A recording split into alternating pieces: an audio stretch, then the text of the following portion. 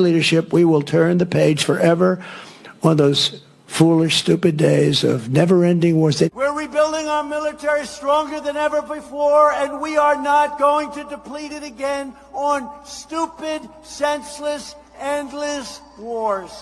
World War III has never been closer than it is right now. We need to clean house of all of the warmongers and America last globalists and the deep state. I am the president who delivers peace. I was the first president in decades who didn't start a war. And the worst, most incompetent, most corrupt president in history is going to drag us into World War III. And this horrible, horrible president is dragging us toward World War III. We're going to be in World War III soon. Because I think we would have been good with Iran. I don't want to do anything bad to Iran. Large sections of the Middle East. I mean, look at the death and destruction that's taken place. What would happen if we had a war? We won't, with me, but you will have World War III, I believe, without me. That, of course, Colonel Macgregor, welcome here. And thank you for sitting through all of that. That, of course, was President Trump at various points in various campaigns contradicting what we've all been observing. Has the Trump administration, in your view, offered a morally cohesive, legally grounded, constitutionally compliant basis for this war? Gosh, is that a trick question? No. Well, obviously not. There's no evidence for that. You know, I don't see any strategy at work at all. We are basically trying to bomb a country that is the size of Western Europe with 93 million people into submission to Mr. Netanyahu's demands. There's no strategy. That's what we're trying to do. There is no end state other than the likely eventual disintegration or destruction of Iran, which is ultimately what we're trying to achieve at this point. Now, whether or not we achieve it, that's another matter, but I think that's the desired end state, barring any sudden capitulation by Iran. And the sad part is the world is suffering. This is a global economic catastrophe. You know, you've stopped virtually everything from flowing in and out of the Gulf at this point. And I don't think you can put the United States Navy into the Gulf with the goal of protecting shipping. I think we'd simply offer up our ships for destruction. So we're not dealing with reality at the moment. The Iranians have struck, 27 military bases. Right now, Iranian missiles are striking all over Israel at roughly 4,000 miles per hour. A single Iranian drone flew more than 1,000 miles and destroyed a British air base in Cyprus, was never even identified or detected. And Iran has at least 10,000 of those, and the number is rising. And I think we have, 500 interceptor missiles left in the theater. And, you know, as I think others have pointed out, you've got to go out of the theater practically either all the way to Diego Garcia or India, or if you're in the Mediterranean, back to Europe to reload. And I don't see any evidence that this war is going to anytime soon. So this is a disaster for us, for our friends and allies, for the world. Does the U.S. military have sufficient munitions to sustain an attack solely from the air? You know, at this point, I don't think it's clear. Now, we do have munitions. Do we have enough precision-guided munitions? Do we have enough precision-guided missiles? That's a different question. I think we can continue to bomb, but bombing on its own has never produced the desired result. I mean, this is what we're up against. And certainly since the end of the Second World War until the present time, no bombing campaign on its own has brought any country to its knees. So I don't see any evidence that that's going to happen with Iran. The bigger issue for me, though, Judge, right now is the economy. You know, President Trump did not pick up the phone and call Prime Minister Modi in India or the Prime Minister in Japan or the President in South Korea, let alone Xi, obviously, about whom he obviously doesn't care, and ask the question, look, we're considering military action. What will be the effect on you? Is this going to damage you? Well, right now, I'd say it's very damaging to both Japan and South Korea, horrendously damaging. Both of them import between 60 and 70% of their petroleum from the Persian Gulf. Now, China gets 50%, but the Chinese have built up enormous strategic reserves. So this is going to affect them very much. And in the meantime, they're building new pipelines coming out of Russia. By the way, Russia is doing a land office business. Everybody that needs oil is turning to Russia. So if our goal was to enrich Russia, make it stronger and more effective, gosh, I think we've managed that. Can any of these objectives at all be achieved? The destruction of all of Iran's offensive weaponry, which I understand the vast majority of it hasn't been used yet or even revealed. It's still underground. I thought the destruction of the nuclear capability obliterated was taken care of in June. And a persuasion of the Iranian people, who are now united after the murder of the Ayatollah, that they should take over their government and toss the government out and put in somebody friendly to the Trump administration. These are not realistic goals, are they? No, we've always been delusional on that score. And we in the world are sliding now into global recession. That's certainly not going to make us terribly popular. It's certainly not going to hasten the end of the war for the purposes that we're waging it. But we may ultimately have to pull out because of enormous pressure from the rest of the world that says, you've created a disaster, you've got to leave. That could happen. I think right now there are other things about which the administration is not talking. I think our era of local or regional hegemony in the Middle East is over. I think we're going to be swept completely out of the Persian Gulf. Now, will the Persian Gulf be rebuilt? Probably. Will someone finance it? I guess so.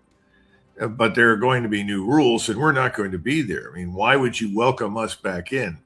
Because the population certainly doesn't want us there. That's increasingly obvious. The ruling elites wanted us there on the assumption that we would protect them. Well, we've turned out to be incapable of protecting them. So this whole notion of deterrence has been lost.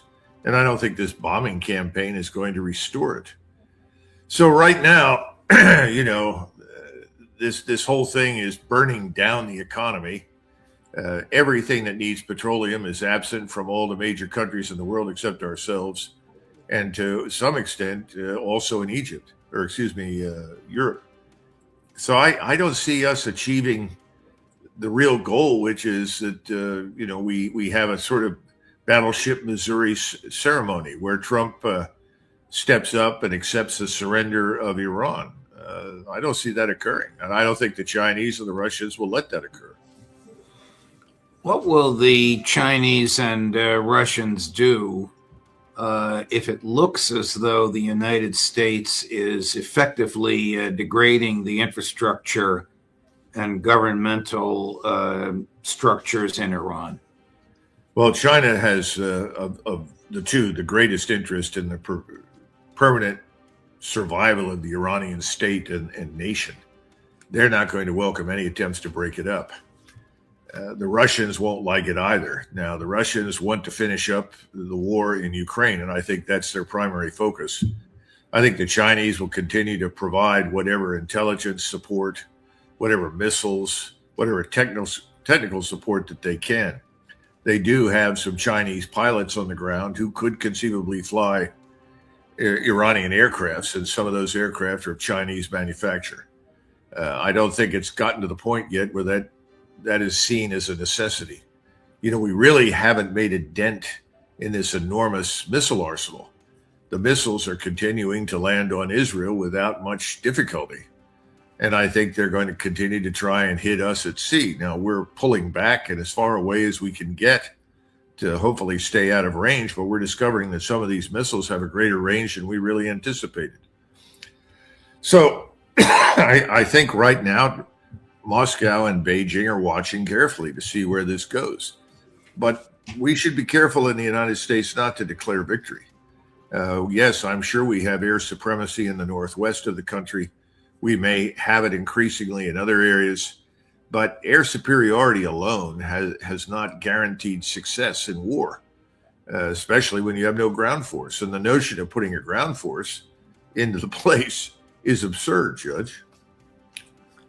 Would there be pressure put on President Trump by the Arab magnates in the Gulf who want this war over so that they can get back to their production of oil and living their ultra-rich lives? Well, I mean, aren't these attacks on Doha chasing the wealthy elites away?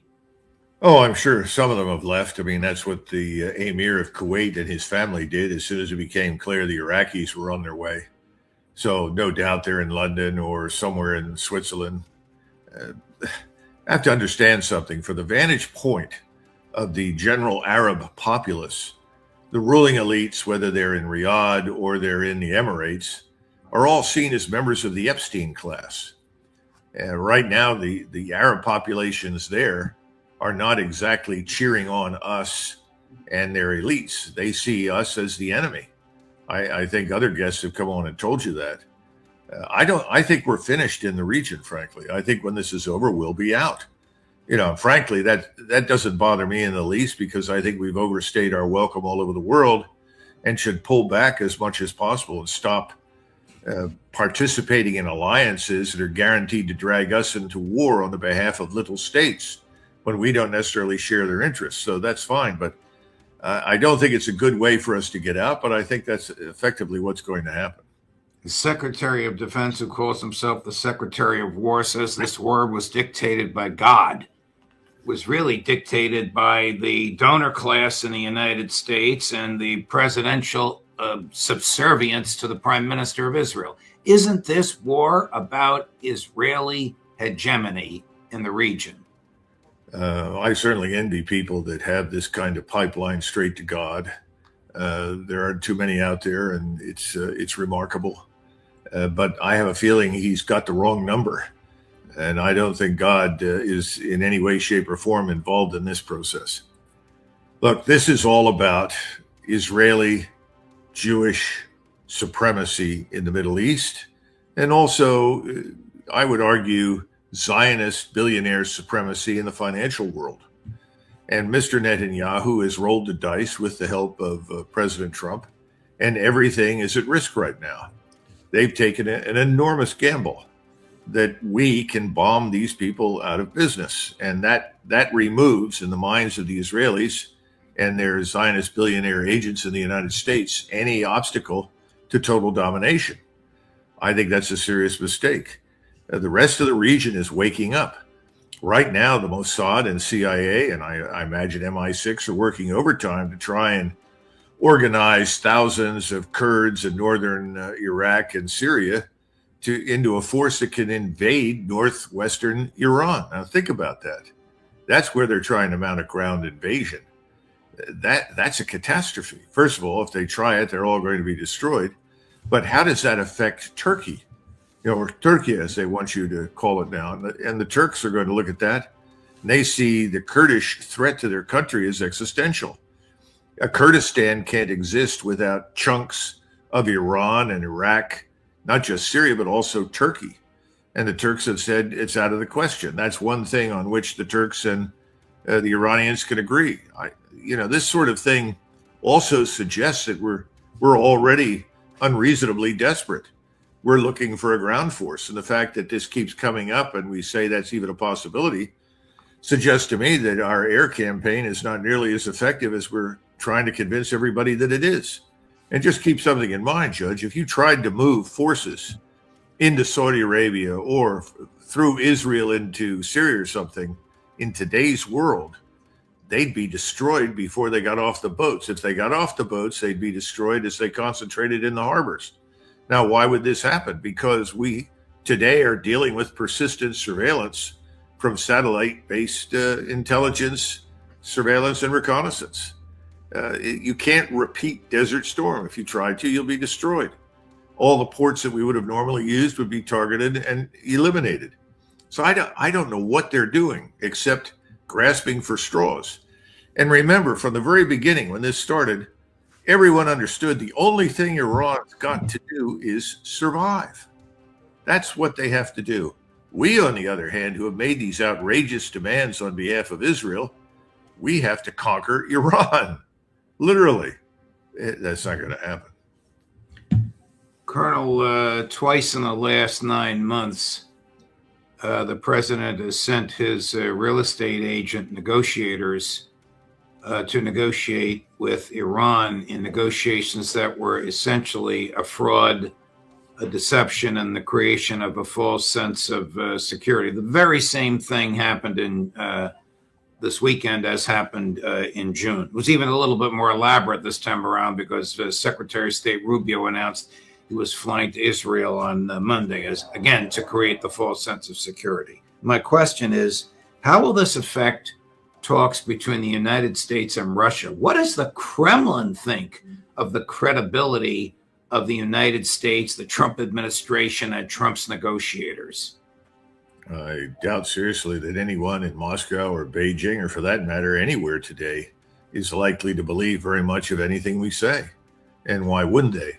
You know, I think, Judge, you've asked me repeatedly for some time over the last 8-9 months, will we attack Iran? Do you think we're going to attack Iran? And I have always said yes. And the only question was never if, but when. I thought they would try to do this before Christmas, but we weren't postured for it. We weren't prepared for it. Neither were the Israelis, really. And so it was put off from January into February. Now, what are we watching? I think we watched frustration on the part of Mr. Netanyahu with the slowness with which we moved forward to execute this mission. And I think he decided to get it started. And we were alerted, I'm sure, but nevertheless somewhat surprised.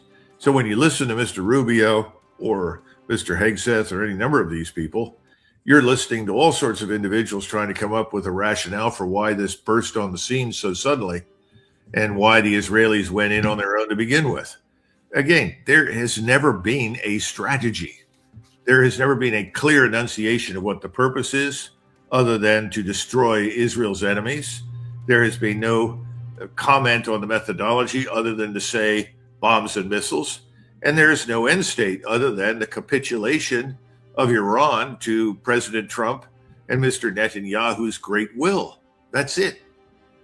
So anything they say should be taken with a grain of salt at this point. But one thing is certain, I'm sure we're sending more stuff to the region. Do you buy the argument? Well, actually, let me play this clip for you of Secretary Rubio contradicting himself. Chris? Please, guys, I can't hear him all. Yes. Yesterday, you told us that Israel was going to strike Iran and that's why we needed to get involved. Today, the president said that Iran was going to get Yeah, your statement is false. So that's not what I was asked very specifically. Were you there yesterday? Yes, I asked a question. No, were you the one that, because somebody asked me a question yesterday, did we go in because of Israel? And I said, you were asking me that, you from that follow-up. And I said, no. I told you this had to happen anyway. The second question that's been asked is, why now? Well, there's two reasons why now. The first is it was abundantly clear that if Iran came under attack by anyone, the United States or Israel or anyone, they were going to respond against the United States. The orders. The third is the assessment that was made that if we stood and waited for that attack to come first before we hit them, we would suffer much higher casualties. And so the president made the very wise decision. We knew that there was going to be an Israeli action. We knew that that would precipitate an attack against American forces. And we knew that if we didn't preemptively go after them before they launched those attacks, we would suffer higher casualties and perhaps even higher those killed. And then we would all be here answering questions about why we knew that and didn't act.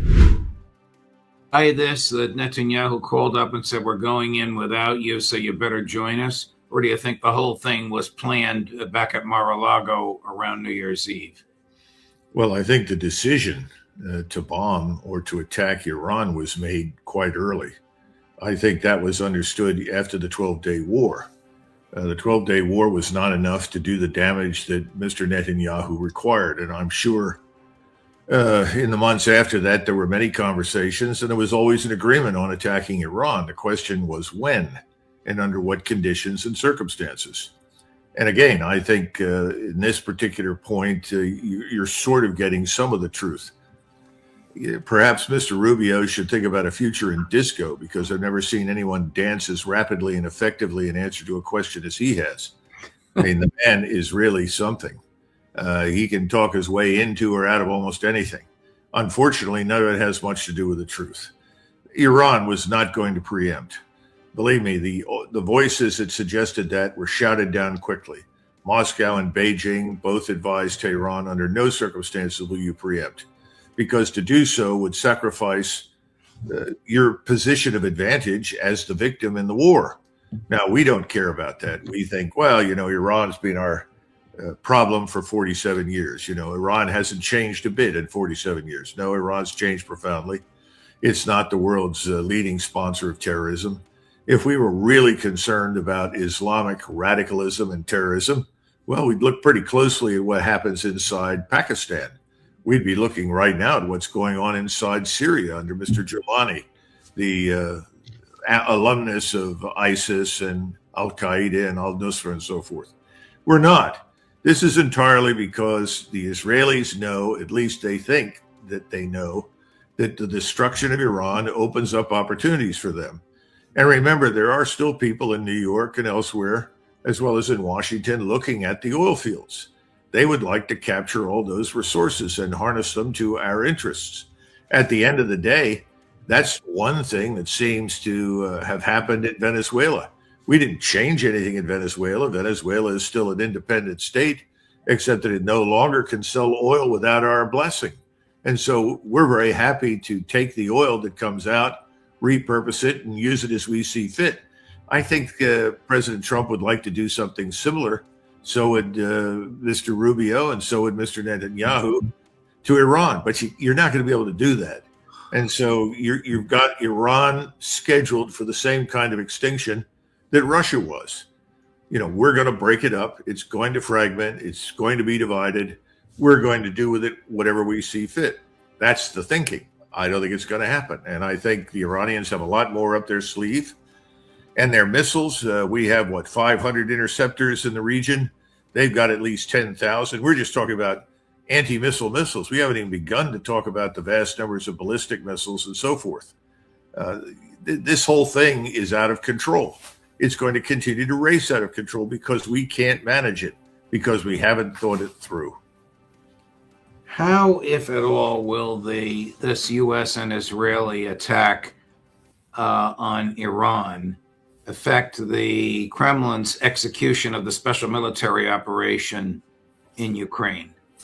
Well, from the Russian vantage point, they've seen all the resources that might otherwise, at least part of them, flowed to Ukraine, flow out of the theater.